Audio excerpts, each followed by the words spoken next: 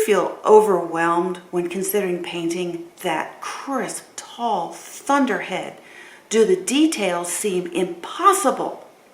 In this video, I'm going to show you how to tackle in watercolor that beautiful crisp storm cloud you long to paint.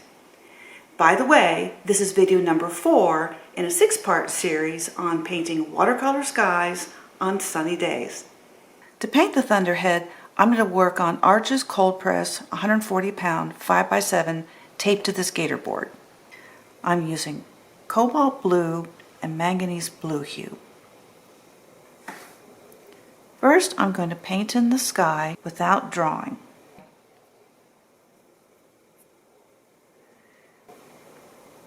Try to suggest very fluffy cloud in the afternoon before the storm of the afternoon, so the cloud is very white.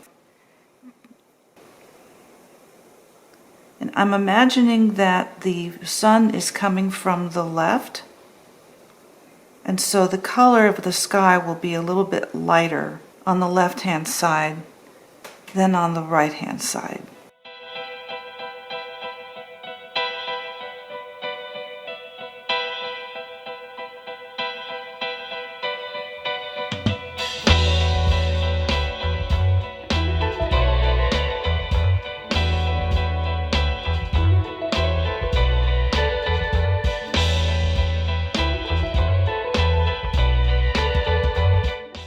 So this is starting to dry already.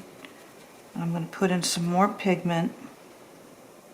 I'm going to go over all of it so that I don't get blossoms. What I'm actually going to do is I'm going to come back and I'm going to blot out some other clouds so it looks like there's something going on behind this cloud. So using a Kleenex,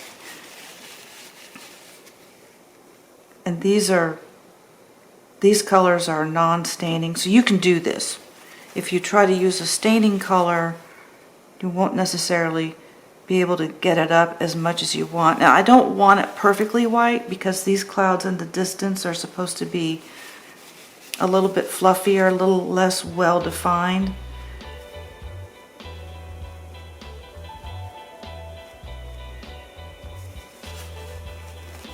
And I'm not pressing very hard, but I can press harder and get more up. I'm getting a little bit of a pattern there, which some people don't like. I want some random shapes.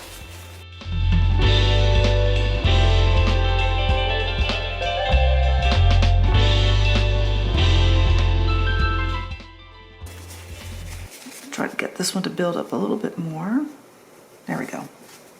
I think that's fairly random looking. Okay.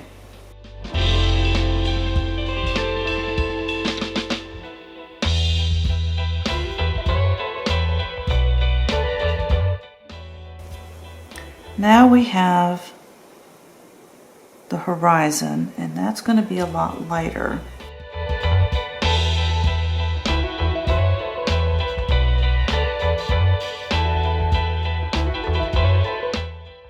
Put up a little bit of manganese blue hue in here because of where the sun is coming from.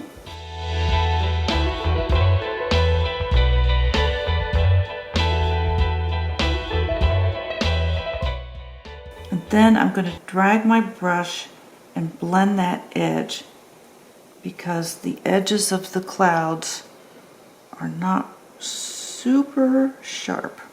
You can see the edge of the clouds, I'm sure you've seen them, but they're not super sharp.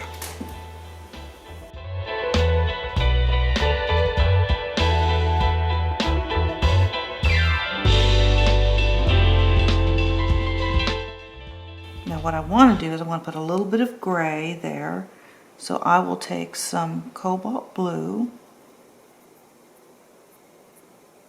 and mix it with the burnt sienna. I'll need a little more than that. And a little bit more, because the color is sort of a blue-gray.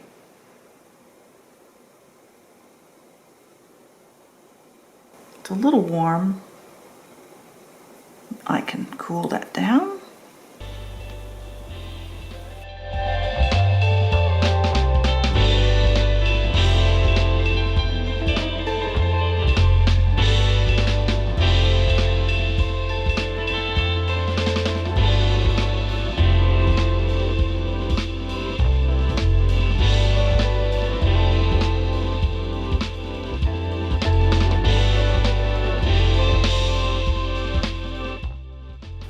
Now I'm going to let some of the gray go up into the clouds because you will see that. They're not perfectly white.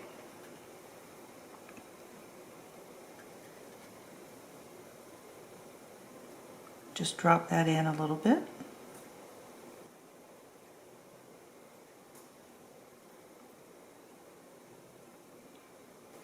If the sun's coming from here, the shadow's going to be more on the right-hand sides of these clouds.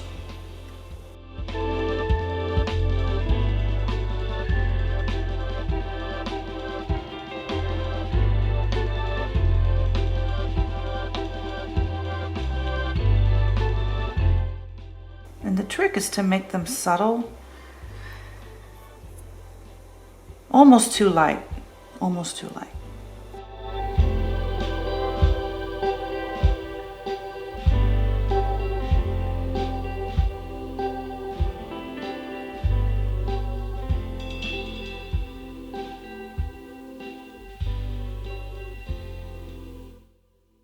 And what can be difficult is that a lot of times the shadows in the clouds look blue. They almost look like the color of the sky, but not quite.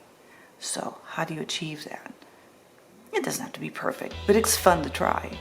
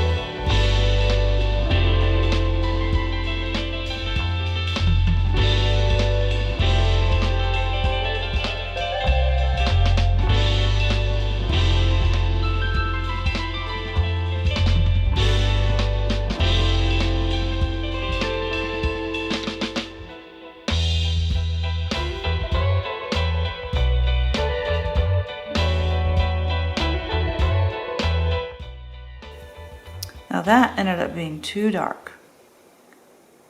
I will lose that subtlety that I was going for. So I've just dabbed in some water, and that water that I put on there is a lot wetter than the wetness that was on the paper, so I could get a blossom. But in a cloud, that can look really nice.